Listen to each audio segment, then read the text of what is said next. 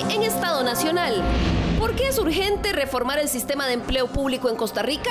No es un sistema equitativo, no es justo, no es un sistema transparente.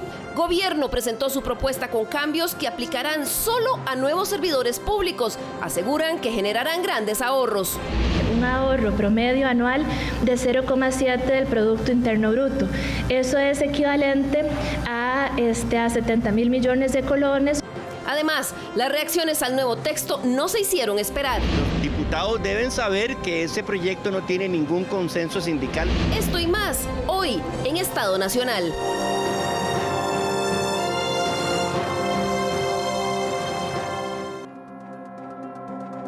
Muy buenos días y bienvenidos a una nueva edición de Estado Nacional, hoy domingo 24 de mayo.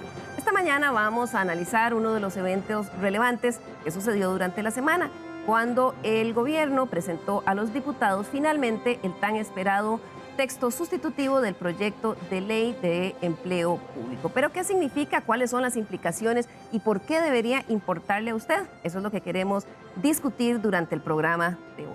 Y para eso, permítame presentarle a nuestros invitados del día. Tenemos aquí en la mesa a don Marco Durante, quien es abogado experto en relaciones laborales y diálogo social. Él es socio de la firma BDS Consultores y también ha sido miembro del Consejo Nacional de Salarios. Muy buenos días, don Marco. Buenos días, Liliana. Gracias por la invitación. También nos acompaña el doctor Mauricio Castro, quien es experto en Derecho Laboral, docente e investigador de la Facultad de Derecho de la Universidad de Costa Rica. Él ha coordinado también la Cátedra de Derecho Laboral Colectivo y en el pasado ha asesorado también a organizaciones sindicales. Buenos días, don Mauricio. Muy buenos días. Muy bienvenido. Y también para tener la perspectiva desde el punto de vista económico nos acompaña don José Luis Arce, quien es actualmente profesor de Lead University y también director de FS Capital, quien además ha sido en el pasado consultor de entidades como CEPAL, PNU, PNUD y BID. Muy buenos días. Buenos días, muchas gracias por invitarme. Bueno, muchísimas gracias. Este sin duda era un proyecto de ley que se estaba esperando desde hace mucho tiempo y para que veamos algunas de las particularidades que tiene este nuevo texto que presentó el gobierno al Congreso, veamos el siguiente resumen. En un nuevo intento por modernizar y hacer más eficaces las bases del empleo público, el gobierno presentó al Congreso esta semana un texto sustitutivo del proyecto de ley marco de empleo público. Esta es una iniciativa por la que claman desde hace mucho tiempo diversos sectores en el país, con el afán de lograr una reducción en el gasto del Estado, así como un ordenamiento y estandarización de un sistema que se ha caracterizado durante años por disparidades, complejidad y hasta falta de transparencia en sus procesos. Este es un esfuerzo de modernización significativa de las relaciones laborales estatutarias entre el Estado y sus empleadores. Recordemos que el marco legal mínimo que rige esas relaciones es la Ley de Servicio Civil, que tiene ya muchas décadas. El proyecto propone nuevas reglas de empleo público, eso sí, solo para los nuevos empleados que se incorporen al Estado una vez aprobada la ley. Los actuales se quedan tal y como están hasta su retiro o salida. Los nuevos entrarían bajo un único régimen de empleo que tendrá una única escala salarial bajo el principio de salario global. Existirá una nueva metodología de valoración de puestos, una única escala salarial para todo el sector público, donde cada uno de los diferentes puestos, pues en razón del trabajo que desempeñan y el servicio que tienen que prestar, se integran ahí. Esto sustituiría al actual sistema de remuneración compuesto por salario base más pluses o incentivos salariales, que son precisamente los componentes que presionan el gasto y aumentan exponencialmente conforme pasan los años. Actualmente el Estado paga un monto de 2.6 billones de colones por salarios mensuales, de los cuales poco menos de la mitad corresponde a incentivos. Entre los principales cambios, se propone un régimen que pagaría sueldos similares en 8 familias de puestos de todo el sector público. Esas clasificaciones serían empleados de confianza, servicio exterior, judiciales, universidades, educadores, policías, ciencias de la salud, así como los trabajadores profesionales y no profesionales. En términos de salarios, el proyecto pretende estandarizar las remuneraciones entre todas las instituciones del Estado, para evitar que una persona con el mismo puesto tenga un salario totalmente diferente en otra institución, así como una escala única para los nuevos trabajadores. En cuanto a los nuevos reclutamientos de servidores públicos, prevé que en adelante se hagan solo a través de una plataforma en línea mediante concursos del sector público, y se crearía también una base única de pruebas para todas las contrataciones. Otra de las novedades es en cuanto a la evaluación del desempeño de los funcionarios públicos, pues con esta ley, si se aprueba, si un empleado presenta 2 evaluaciones con calificación menor al 70%, su patrono podría despedirlo. En cuanto a vacaciones, pone un tope único de 20 días hábiles. Actualmente hay servidores que tienen derecho hasta 30 días. Sin embargo, este tope propuesto sigue estando muy por encima del sector privado. En cuanto a beneficios, también el gobierno resaltó el aumento a 2 meses en la licencia de maternidad para casos especiales, como partos complicados, múltiples, etc., así como un permiso por paternidad, aunque sobre este punto surgió la duda de si será o no con goce de salario. Otro de los aspectos relevantes del proyecto es que el servicio civil pasará de Casa Presidencial al Ministerio de Planificación. En su presentación del nuevo texto, la ministra Garrido aseguró que el ahorro promedio que tendría el Estado costarricense de aprobarse la ley sería de un 0.7% del Producto Interno Bruto en el primer año de implementación. Según ella, el equivalente a $122 millones. Evidentemente el proyecto tiene muchísimos más cambios, pero esto es como un primer recuento de cuáles son esas principales modificaciones que hay desde el primer texto. Tal vez para comenzar, don José Luis, ¿por qué es que muchos sectores estaban esperando, y sobre todo en el sector privado, después de la negociación que hubo para la ley de las finanzas públicas, por qué se esperaba este proyecto? Yo creo que un poco la expectativa que genera el proyecto se deriva de las, digamos, expectativas además de los diferentes actores en la sociedad acerca del impacto fiscal del mismo, ¿verdad? Que por cierto yo creo que ahí hay un primer tema que quizás debe aclararse en el sentido de que la importancia de este proyecto quizás es menos clave desde el punto de vista de la reducción del gasto y el déficit, sino más bien por los incentivos que genera desde el punto de vista de la contratación laboral en el sector público. Creo que entonces esa expectativa en relación con el impacto que el proyecto tiene sobre las finanzas públicas, en medio de toda la discusión del proyecto, en aquel momento proyecto de ley de fortalecimiento de finanzas públicas, es lo que ha hecho que todo el mundo esté un poco con los ojos encima de esta presentación, de este proyecto en particular. Don Marco, desde el punto de vista de eso de hacer el Estado más ágil y de lograr que se transparenten los procesos de contratación, ¿este nuevo proyecto tiene mejoras? Sí, sin duda alguna, si comparamos este segundo proyecto con el primero, hay cambios importantes. Me parece que es un buen borrador para que la Asamblea Legislativa pueda entrar a discutir si se pretende introducir un cambio o no en las reglas que regulan el empleo público en Costa Rica. Me parece que aquí cuando uno lee el proyecto se nota que hay un interés de gestionar y administrar de una forma distinta como históricamente se ha hecho el empleo público. Sin embargo, tenemos que entender que desde hace más de 7 décadas venimos trabajando con una forma que es completamente distinta. Y el proyecto tiene que entender esto de cara a no solamente su aprobación, sino también una posible discusión en sede constitucional. ¿Esta ley parte del hecho de que entonces el sistema, como está en este momento, no funciona o no es eficiente? Bueno, lo que nosotros tenemos hoy en Costa Rica es que desde 1954, cuando se aprueba el Estatuto de Servicio Civil y se empieza un proceso de descentralización, todas las distintas dependencias, órganos del Estado, instituciones, han ido actuando según su propio grado de autonomía y han ido creando sus condiciones de empleo a partir de ese grado. ¿Qué es lo que está buscando el proyecto? Que es algo completamente distinto a lo que siempre hemos tenido.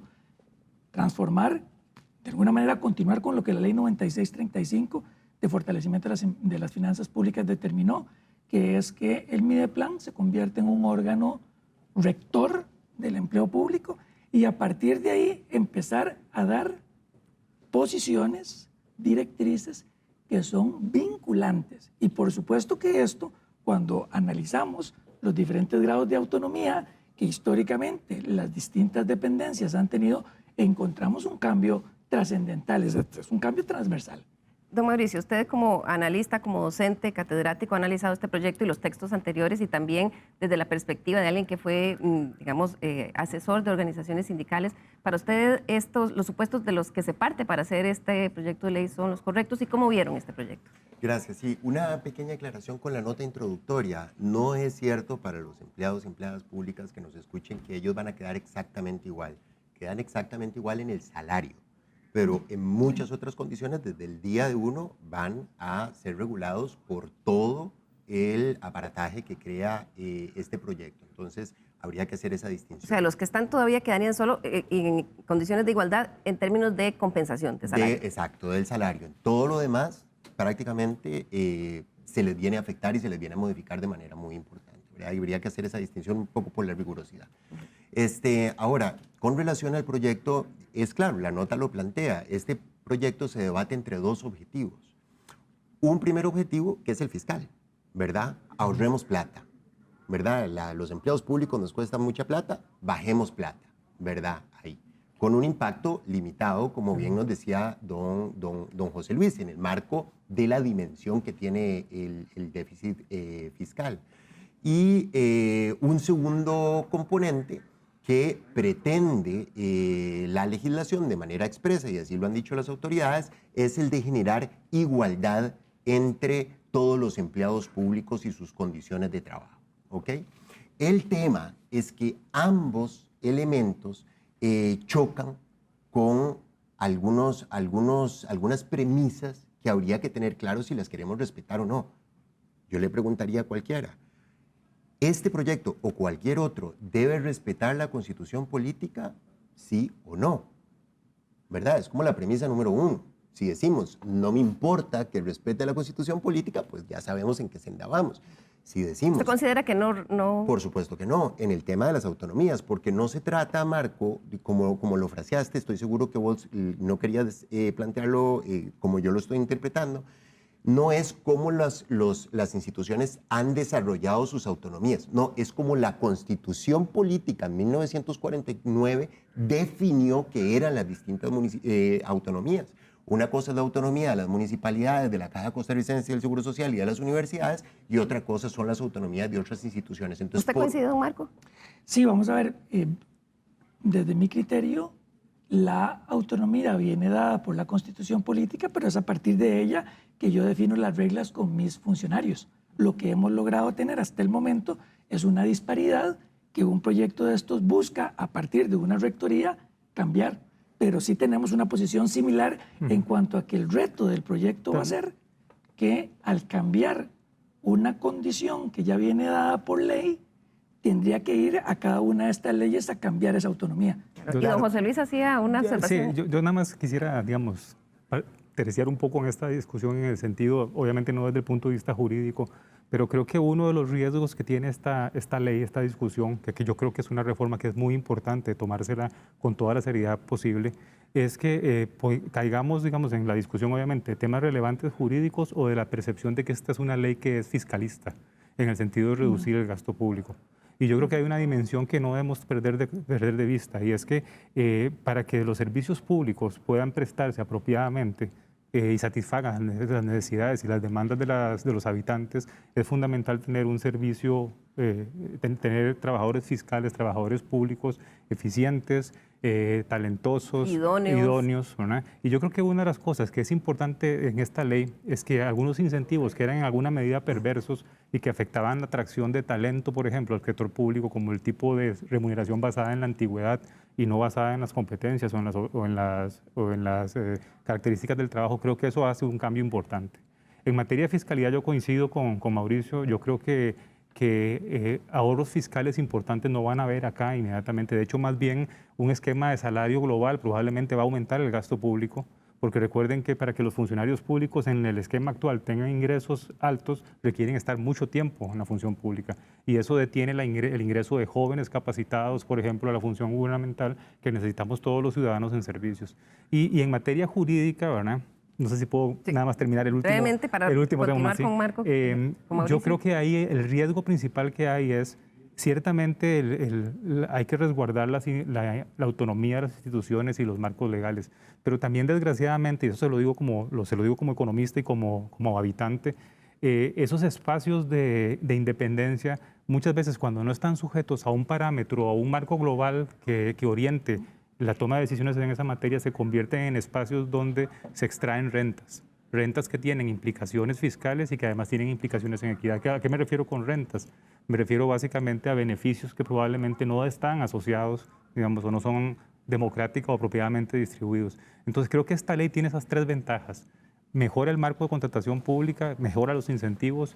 Creo que sin tener que afectar el marco jurídico, respetándolo siempre, atiende el problema de la extracción de rentas. Y en tercer lugar, creo que menos importante, la parte fiscal también en alguna medida en el futuro. Lo que pasa, perdona, pero voy a llevar tu argumento a las últimas consecuencias. Vos decís, tenemos que hacer esto, pero también tenemos que hacer todo lo contrario. No se puede decir, vamos a respetar las autonomías constitucionales, pero no mucho, porque en realidad ha sido perverso lo que han...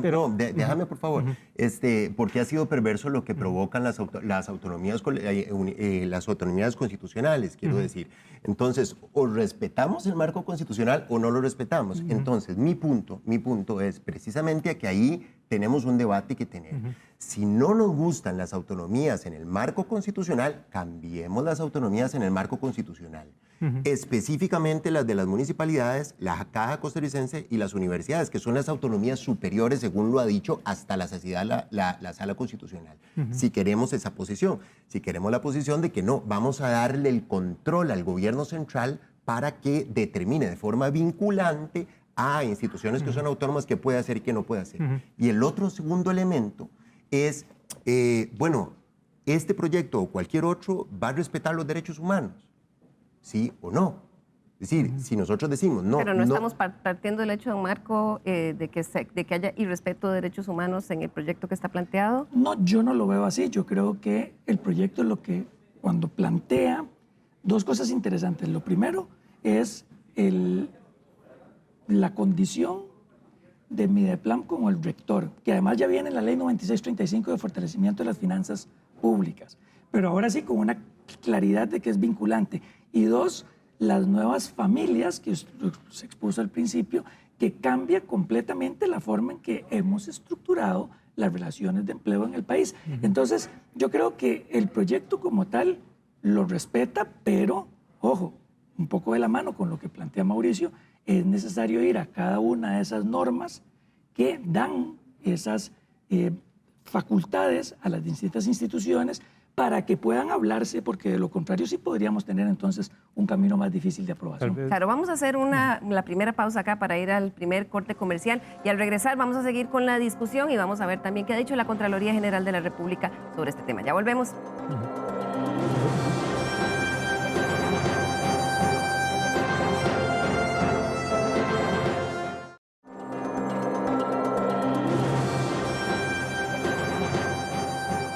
Regresamos aquí a la Mesa de Estado Nacional, donde hoy estamos conversando sobre el nuevo texto que presentó el gobierno para modificar la Ley de Empleo Público. Antes de continuar con la discusión que tenemos con nuestros invitados el día de hoy, vamos a ver qué ha dicho, para tener un poquito de contexto, la Contraloría General de la República, y no ahora sobre este texto, sino durante los últimos años sobre el tema de empleo público.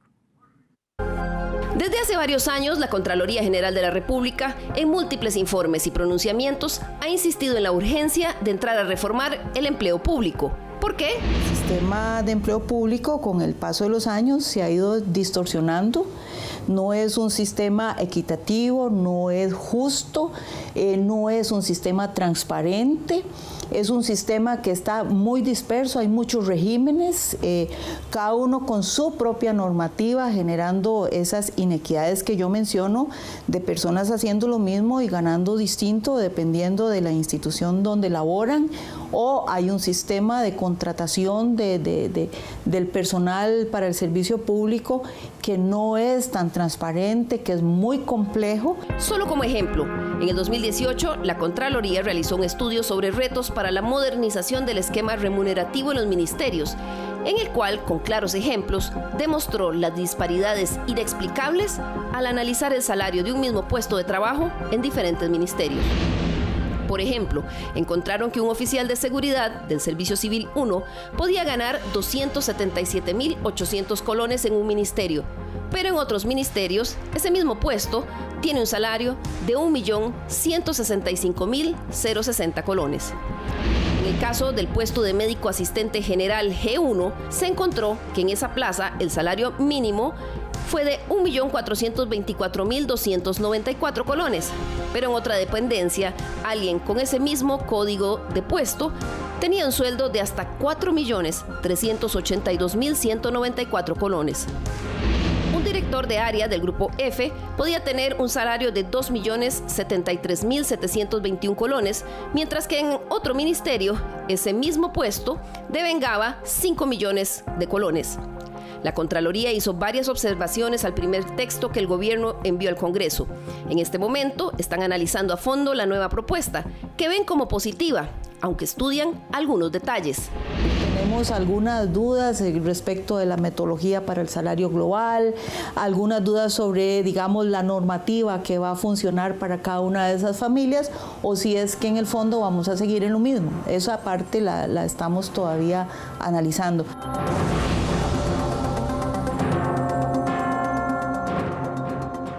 Es poco transparente, es anacrónico. Son algunas de las observaciones que ha hecho la Contraloría General de la República. Don Marco, ¿por qué es que, tal vez para explicarle en forma muy breve a los televidentes, por qué es que se ven en este momento esas diferencias de un mismo puesto, un guarda ganando esas abismales diferencias de salario? Recordemos que cualquier patrono tiene que buscar siempre mecanismos para retener y atraer talento.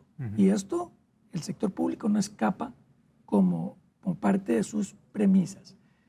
Cada institución, a partir no solamente de su normativa interna, sino incluso a través de negociación colectiva, ha ido generando condiciones que son propias de ese ámbito autonómico que hemos conversado en el segmento anterior. Ahora, estas diferencias, por supuesto que si entendemos que lo que queremos es una estandarización, deben de tratar de regularse, probablemente respetando condiciones particulares de un sector, por lo menos si se tenga una base similar. Y este es un punto que a mí me parece que es rescatable del proyecto. Pero hoy tenemos disparidades precisamente porque cada institución, con la aprobación de su propia norma interna, más negociación colectiva, ha generado condiciones de empleo que hacen y de remuneración que hacen distintas una realidad de una institución frente a otra. ¿Es justo eso, don Mauricio? No es correcto lo que Marco dice en relación al estudio de la Contraloría, que no conozco, porque el estudio habla de los ministerios, las diferencias en los ministerios, y el impacto de la negociación colectiva en el ministerio es cercano a cero en términos económicos y salariales. ¿Y por qué se dan esas diferencias tan abismales? Por otras razones, pero yo ¿Cómo quiero... cuáles? Y precisamente porque hay funcionarios que pasan muchos años y hay otros que están empezando. Entonces usted dice sus manualidades.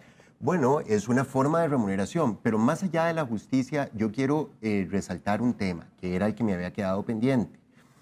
Había dicho, cuando se vaya a hacer este proyecto o cualquier otro, tenemos que determinar, vamos a respetar la Constitución o no, y vea las dificultades que cuando el corazoncito de uno dice, no me importa tanto, no, sí, es que sí importa, y si no la queremos, cambiémosla. Pero el otro tema es el de los derechos humanos. ¿Por qué se violan los derechos humanos? Con el tratado o potencialmente se violan. Un proyecto es tan importante por lo que dice como por lo que no dice. Y hay un derecho humano fundamental que está en los tratados internacionales de derechos humanos, en la Constitución Política, en el Código de Trabajo, que es el derecho a la negociación colectiva. Nos puede gustar, nos puede no gustar, nos puede gustar la libertad sindical como derecho humano fundamental o no nos puede gustar, pero es un derecho humano fundamental. Entonces, cualquier proyecto tiene que respetar eso. ¿Qué sucede? Usted tiene empleados nuevos con el salario global y se dice, a partir de eso solo van a tener salario global. ¿Qué es lo que me está diciendo en el fondo? Que esos empleados nuevos no van a tener derecho a la negociación colectiva. Porque sí... Eso no es cierto. Un momento para terminar mi tesis. Porque sí negocian colectivamente, incluyendo componentes salariales, ¿verdad? Muy probablemente la posición de la Contraloría, de la Procuraduría va a ser, no, usted no puede negociar componentes salariales porque usted tiene el salario global. Bueno, pero está diciendo usted muy probablemente. Usted... No, dos comentarios. Cuando yo hacía referencia al ejemplo de la Contraloría, estaba hablando del otro código, no del primero que hablaste, solo para la claridad del punto de vista de la disparidad.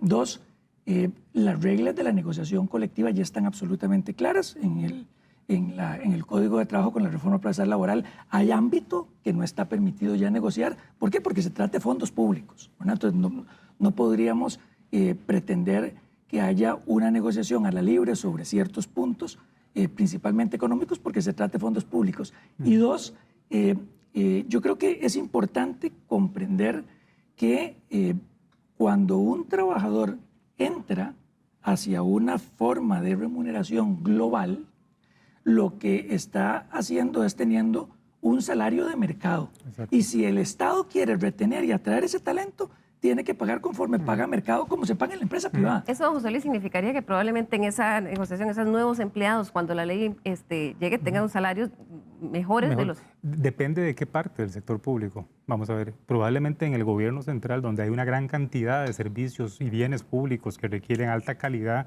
en el personal, y personas bien remuneradas, por ejemplo, educación, seguridad, salud primaria, por ejemplo. En el esquema actual, básicamente, atraer talento a esa parte del sector público es muy difícil con los salarios de entrada base. Y por eso es que probablemente en el corto plazo un salario global va a elevar el gasto público, pero diría yo que esta sociedad debería ser capaz de tolerar ese aumento en el gasto público si eso implica una mejora en la provisión de servicios públicos. Pero hay otras diferencias, digamos, otras diferencias que yo creo que sí se derivan de una mala interpretación de lo que es respetar las leyes o respetar la Constitución, ¿no? Yo creo que una diferencia, por ejemplo, de 3, 4 millones de colones entre actividades similares en diferentes instituciones, solo derivadas de las diferencias en la capacidad de negociación colectiva de los trabajadores o en la permisividad de la administración en ciertos ámbitos, no demuestra necesariamente un respeto a la Constitución, sino que lo que demuestra es que algunos, ¿verdad?, pueden estarse aprovechando de los espacios jurídicos para extraer rentas.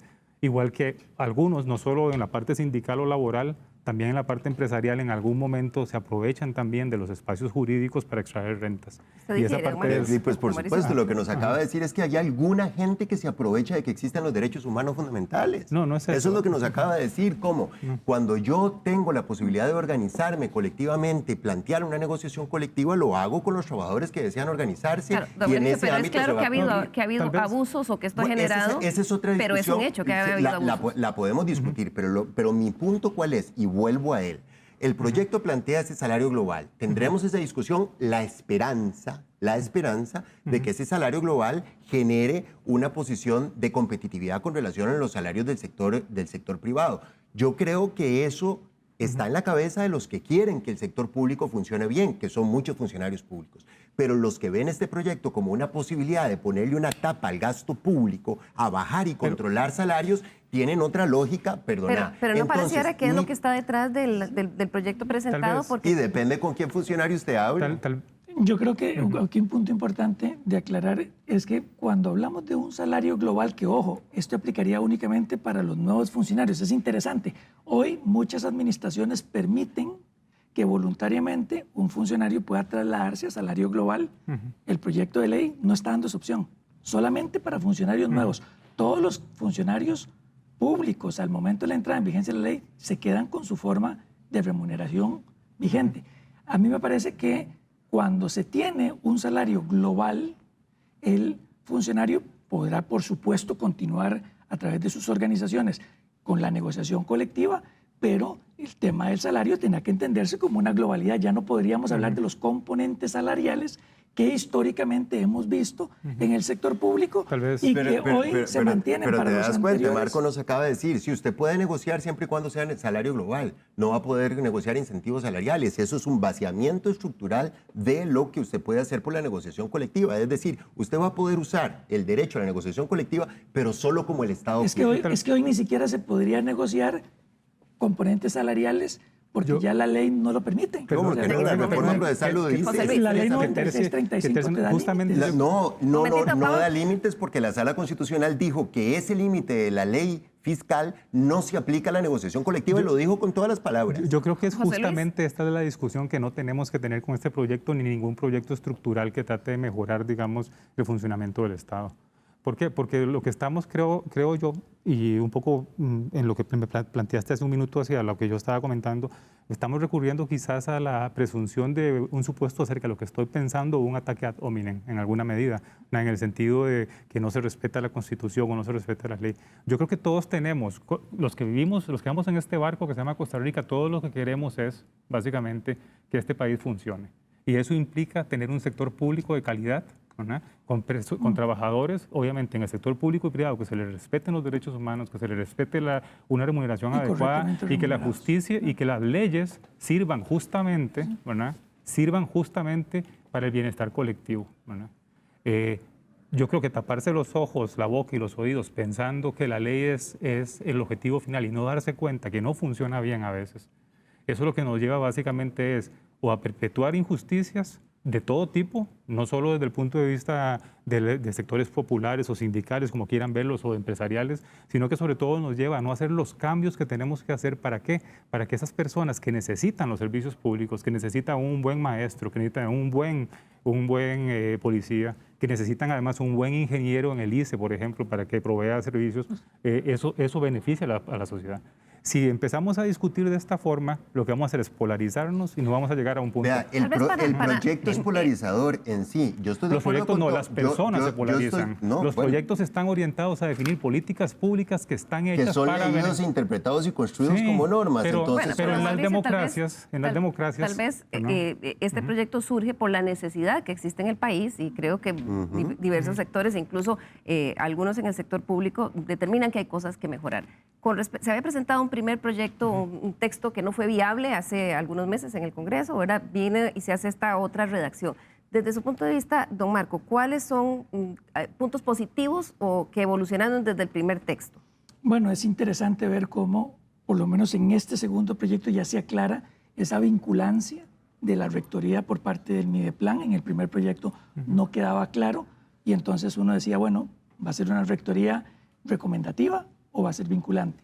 Y el segundo punto, que es un cambio me parece trascendental, es la forma en que ahora se está analizando la estructura del empleo público en función ya no de una sectorización que históricamente hemos tenido, sector público central, sector descentralizado, sector económico, sino que ahora ya se habla de familias. Y entonces esto lo que pretende, me llama la atención y creo que es un cambio de paradigma, es que ya no importa en cuál sector usted esté, si sus funciones, y es un cambio a nivel de un análisis funcional, si sus funciones son estas, sus condiciones deben de ser similares independientemente de que usted esté en este sector o en este otro de la administración. Esos son dos cambios que me parece que son claves del proyecto, más el tema del salario global, que siempre ha sido polémico, en el que ya muchas instituciones están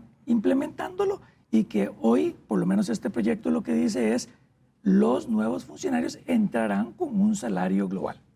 Mauricio, desde su lectura, ¿el proyecto tiene algo, digamos, rescatable o en...? Le empeora, claramente, porque en la rectoría, en el proyecto anterior, por lo menos quedaba la duda de si el gobierno central iba a violar o no las autonomías constitucionales. En este proyecto queda absolutamente claro que las viola, por lo menos las autonomías municipales, universitarias y de la Caja Costarricense del Seguro Social. Entonces, en ese sentido, empeoramos. Y se sigue manteniendo el problema de la negociación colectiva, ¿verdad? Porque, insisto, cuando los trabajadores nuevos tengan, ojalá, un buen salario, pero lleguen a una negociación colectiva en el ejercicio de sus derechos humanos fundamentales y planteen un plus salarial, el que sea, ¿verdad? Bueno, ahí le garantizo que la Contralora, que el Procurador General de la República van a decir, usted no puede. Y eso implica un vaciamiento del derecho a la negociación colectiva.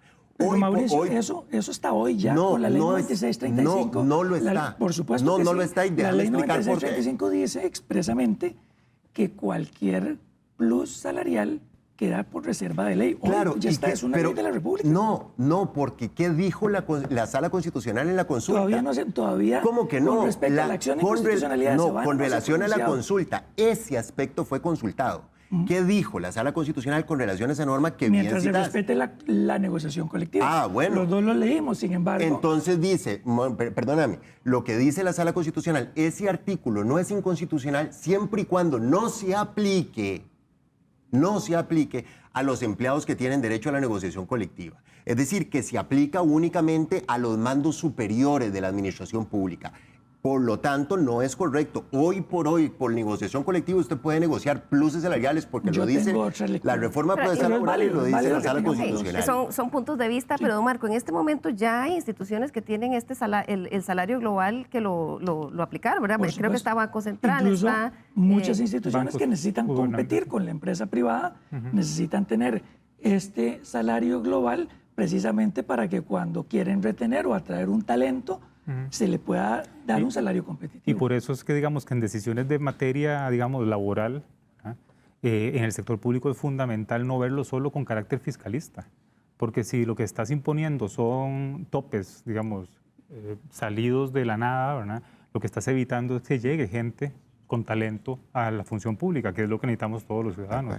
Lo que pasa creo yo aquí es, vamos a ver, hay marcos legales que, y lo digo como no abogado, ahí me van a disculpar porque tengo, claro, digamos, tengo un chip distinto, digamos, quizás que el que ustedes tienen por su formación y por su gran conocimiento. Si uno, respetando el marco legal, yo creo que lo que hay que encontrar son mecanismos entonces, ¿verdad?, para que los resultados estén de acuerdo con sin duda alguna, el buen funcionamiento, las ideas que están detrás, los principios colectivos que están detrás de la formación de las leyes. Entonces hay que crear gobernanza, digamos. Yo creo que nadie está pensando en limitar los márgenes de las instituciones que tienen autonomía. Yo creo que sí, perdona, pero yo creo que sí. Bueno, pueden ser algunos, digamos. Vamos a hacer una pausa nuevamente para ir a una pausa comercial y regresar al último segmento de este programa, donde vamos a incluir nuevas perspectivas. Ya regresamos.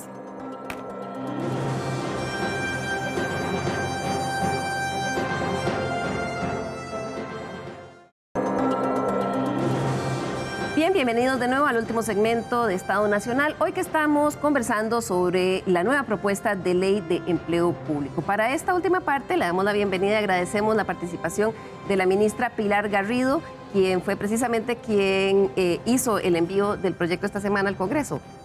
Ministra. Correcto, bienvenida. Esta semana, muchas gracias, un placer estar con ustedes. Esta semana compartimos el proyecto de ley marco de empleo público y lo pusimos, es un texto sustitutivo y lo pusimos de conocimiento de la Asamblea. Claro.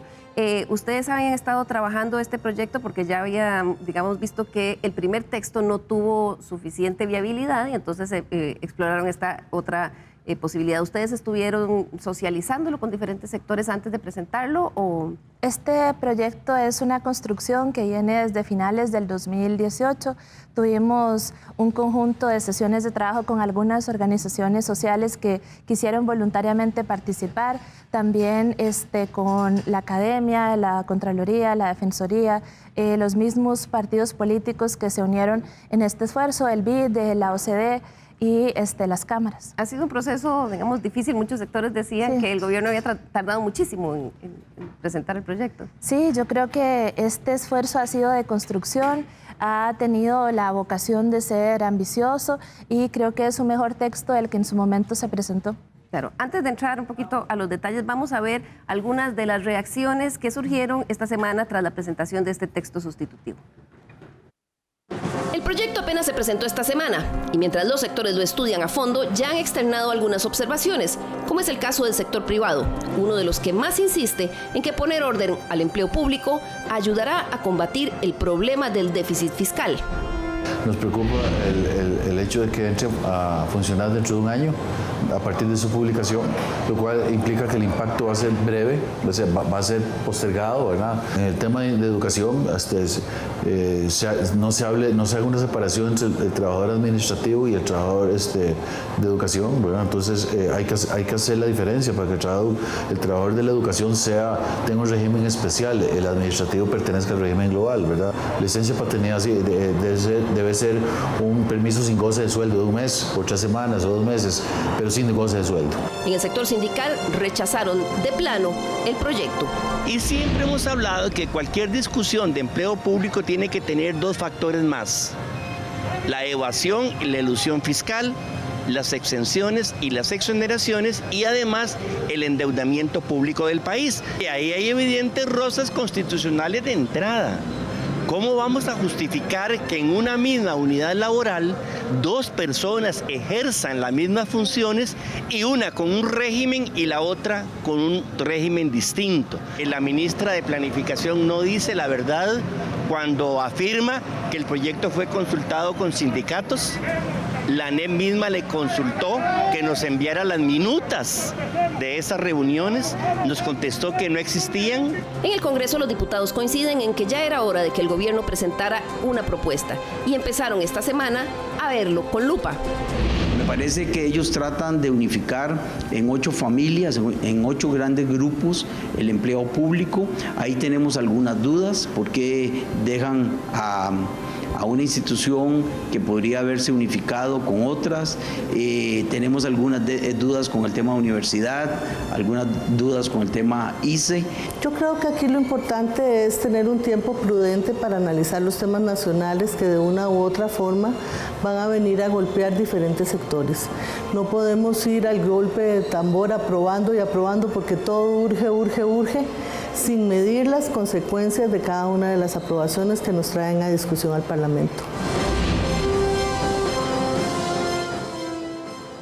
Bien, y un proyecto de esta magnitud, por supuesto, va a generar toda una discusión nacional, una saludable discusión nacional, señora ministra.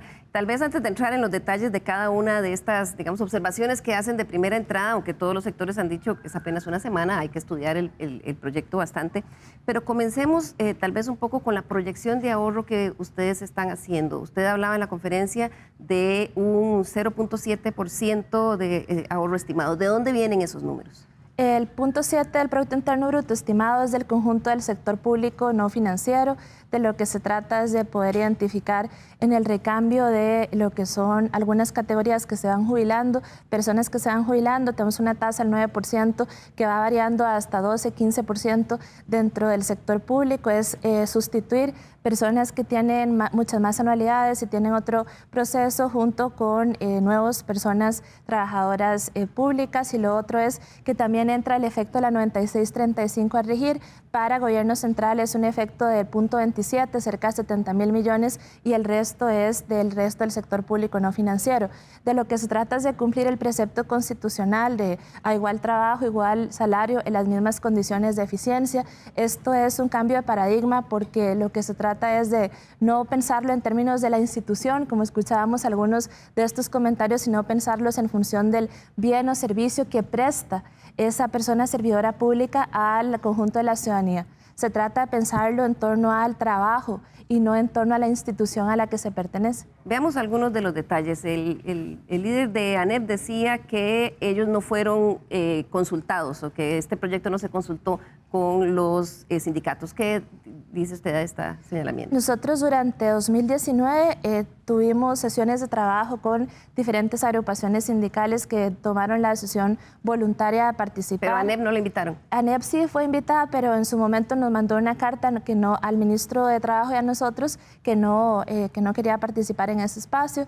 Posteriormente tomamos algunas de esas de las observaciones de organizaciones sindicales y se incorporaron junto con las de academia. También se incorporaron otras de la Contraloría, la Defensoría, del Poder Judicial incluso, y de la OCDE, del BID, para poder hacer un texto mucho más robusto. Ahora, él dice que tienen cartas que usted les respondió en donde no había minutas ni listas de asistencia de las reuniones. Es que trabajamos el texto directamente, entonces lo que le hicimos fue remitirle los comunicados de prensa, el registro fotográfico y los diferentes textos a medida que iban evolucionando.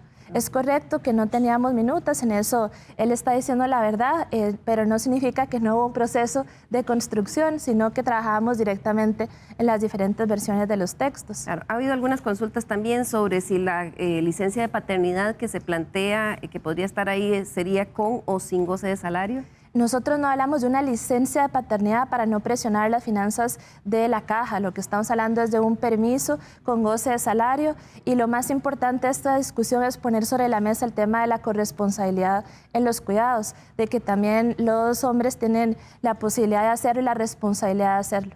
Claro, lo otro que ha habido algunas consultas es por qué dejar por fuera a algunos sectores de instituciones públicas de las que están en competencia, pero que, digamos, unas partes están en monopolio, como el caso del ICE, que en el sector de electricidad, decía la UCAEP, no está en competencia. Es cierto que la parte de electricidad no está en competencia, no obstante, si uno analiza el proyecto de ley marco de empleo público y ve lo que estamos proponiendo, un sistema de reclutamiento profesionalizado con concursos de oposición, una única escala salarial, un salario único, incentivos no monetarios, todo eso ya lo cumple el ICE también en su parte no en competencia. Entonces, si la decisión es que las y los diputados lo incorporen en el último texto, pues no habría ningún problema para la institución. Si tuvieran que resumirlo en términos muy generales, ¿por qué consideran ustedes que este proyecto sí podría ser viable, digamos, o mucho más viable que el proyecto que se... Para nosotros es regresar al espíritu de la Constitución, de un único régimen de empleo público, nuevas reglas para nuevas personas servidoras públicas, una orientación mucho más agresiva hacia lo que es la prestación de los bienes y servicios, eficiencia, eficacia, poder seleccionar mejor a las personas que trabajan en el sector público con concursos de oposición, mérito y idoneidad, una única plataforma para hacer transparentes esos concursos sobre la base del mérito, y también una trayectoria de mayor sostenibilidad en las finanzas públicas que no presione tanto en términos del componente de remuneraciones. ¿Qué han dicho sus asesores en términos de si hubiese roces constitucionales en el hecho de que estuvieran conviviendo en algún momento trabajadores en un mismo puesto con dos regímenes diferentes? Me refiero a los que están con el régimen actual y una vez que ya entre a regir la ley, los que entren con el nuevo. Esto es algo común en instituciones en que hay una planilla de salario compuesto y una planilla de salario único. Es así, digamos, cuando se aprobó en el Banco de Costa Rica o cuando se hizo así en el ICE, hay una planilla 1, una planilla 8. Entiendo que puede generar disparidad, pero son nuevas reglas en el tiempo para nuevas personas servidoras públicas, y en algún momento va a haber un recambio tal que la constante sea más bien lo de salario único. Claro, también han externado hoy en la mesa que estamos aquí discutiendo algunas preocupaciones de que pudiera haber violaciones a derechos humanos al dejar algunos trabajadores sin sus derechos. ¿Ustedes han analizado eso también en la construcción? Es que como esto es un proyecto para nuevas personas servidoras públicas, yo realmente no visualizo que haya una tensión con derechos adquiridos o situaciones jurídicas consolidadas de personas que estaban antes en la institucionalidad. Habría que analizar con detalle lo que se menciona y con gusto lo podemos hacer. Claro, ¿cómo se ha trabajado este proyecto con las diferentes fracciones en el Congreso? Ustedes lo presentaron, ¿va a ir a la Comisión de Gobierno y Administración? Correcto, antes también estuve en la Comisión de Gobierno y Administración. El 14 de febrero, yo lo recuerdo, le mandamos el texto a las y los diputados de la Comisión de Gobierno y Administración. Ahí, después de eso, hubo un proceso de trabajo con ellos para identificar detalles a mejorar. Algunos de estos detalles están incorporados en la nueva propuesta y pues seguiremos trabajando de manera conjunta y con la participación de organizaciones sindicales para que digan qué opinan del texto, la academia, multilaterales, expertos en derecho administrativo, laboral, todo aquel que pueda enriquecer este proyecto. De eso se trata, que el país pueda contar con el mejor texto de empleo público, que podamos modernizar el sector público y que podamos garantizar mayor sostenibilidad en el componente de remuneraciones. Tengo una última pregunta. En este proyecto de ley sale el servicio civil de la, digamos, tutela de Casa Presidencial y pasa al Mideplan. Sí. ¿Cómo va a funcionar esto? Una vez que entre a regir la ley, Mideplan le va a hacer la hoja de ruta a todos los ministerios y ellos los van a tener que asumir. ¿Cómo va a funcionar eso? No, es igual, nada más que ahora él es un órgano desconcentrado, es una entidad técnica que brinda soporte a 43 instituciones que conforman el régimen de servicio civil, y ahora la idea es que en lugar de estar adscrito a la presidencia, esté adscrito a Mideplan como ente rector para poder dotar de mayor consistencia los lineamientos generales que ya nos autoriza el artículo 46 de la Ley de Fortalecimiento de Finanzas Públicas en el ejercicio de nuestra rectoría, y poder hacerlo de manera coordinada como lo hacemos ya cuando se emiten resoluciones de servicio civil. Perfecto. Muchísimas gracias, señora ministra. Agradecemos a doña Pilar Garrido, quien nos acompañó en una parte de Estado Nacional el día de hoy, porque debido a su agenda pues no puede acompañarnos en toda la mesa, pero quisiera retomar, ya para seguir la discusión en la recta final, con nuestros invitados en la mesa principal. Don Marco Durante, un poco cómo ve los planteamientos que hace la ministra de Planificación. Sí, me parece que este segundo proyecto da caudal para discutirse en la Asamblea Legislativa finalmente cuáles podrían ser las nuevas reglas para estandarizar y reunificar el empleo público, tal como lo planteé desde el principio.